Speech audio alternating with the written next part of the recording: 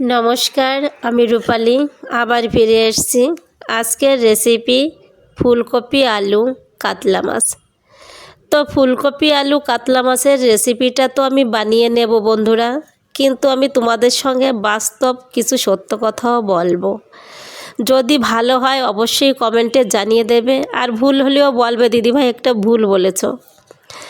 তো বন্ধুরা, মানুষ জীবনে চলার পথে অনেক আঘাত পায়, তো সে আঘাতের পরিমাণটা যখন খুব বেশি হয়ে যায় তখন মানুষ এইটাই ভাবে, মানুষ দুঃখ ভুলে যেতে পারে, কষ্ট ভুলে যেতে পারে, কিন্তু আপনজনদের কাছ থেকে পাওয়া বিশ্বাসঘাতকতা কখনো ভুলতে পারে না।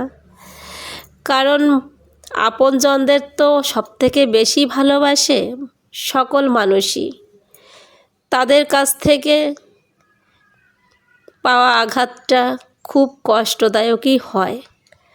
সব সময় তুমি যখন কর্তব্য পালন করবে, তোমারও তো একটু আশা জাগবে আমার সঙ্গেও একটু কর্তব্য পালন করুক, কিংবা আমি সব সময় তাদের সব সুখে দুঃখে পাশে থাকব।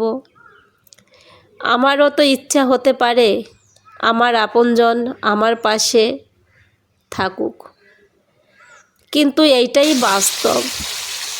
যখন তাদের অসময়টা চলে যায় সব কিছু ভুলে যায়, ভুলে গিয়ে নতুন একটা বন্ধু খোঁজে, কিন্তু যে সব সময় পাশে ছিল, সাপোর্ট করেছে, তাদের দুঃখ কষ্ট নিজের মনে করে তাদের কাছে সব সময় থেকেছে, তো এইটা তো মেনে নেওয়া যায় না, তাই না? যে দুঃখের সময় শুধু সাথ দেব, সুখের সময় নয়।